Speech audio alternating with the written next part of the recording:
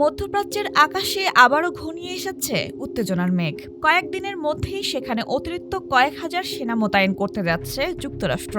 ইরানকে নতুন এক চুক্তিতে আনতে চাপ বাড়াচ্ছেন মার্কিন প্রেসিডেন্ট ডোনাল্ড ট্রাম্প, আর সেই চাপেরই অংশ এই সামরিক প্রস্তুতি।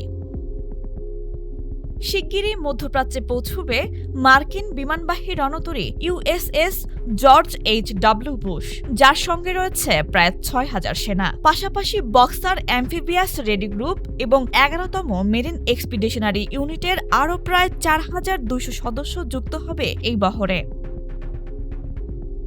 মার্কিন প্রতিরক্ষা দপ্তর পেন্টাগনের ভাষ্য, নতুন এই বাহিনী আগে থেকেই মোতায়েন থাকা সেনাদের সঙ্গে যুক্ত হবে। বর্তমানে ওই অঞ্চলে প্রায় ৫০,০০০ মার্কিন সেনা অবস্থান করছে।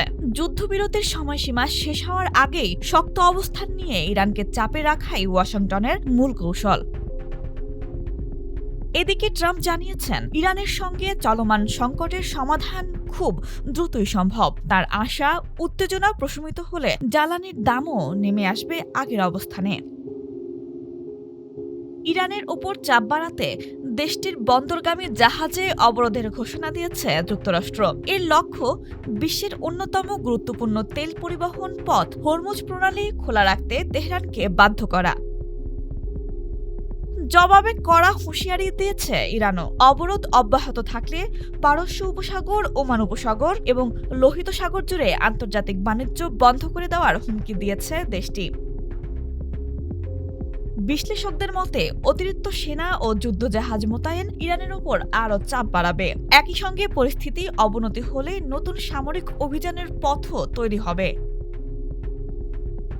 বর্তমানে মধ্যপ্রাচ্যে যুক্তরাষ্ট্রের ৩টি বিমানবাহী রণতরী অবস্থান করছে। প্রতিটিতে রয়েছে কয়েক ডজন যুদ্ধবিমান। সব মিলিয়ে কূটনৈতিক তৎপরতা চললেও মাঠে শক্তি বাড়িয়ে যুক্তরাষ্ট্র স্পষ্ট বার্তা দিচ্ছে, চুক্তি না হলে সংঘাতের পথও খোলা থাকবে।